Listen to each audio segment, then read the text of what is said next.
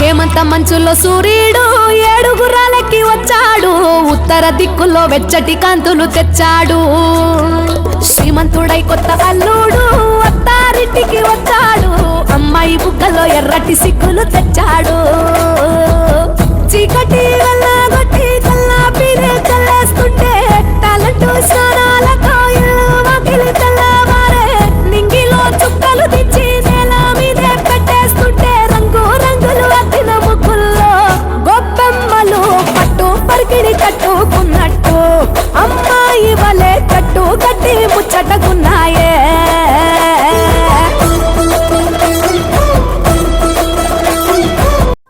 కమలాపురం ప్రజలందరికీ భోగి, సంక్రాంతి మరియు కనుమ శుభాకాంక్షలు.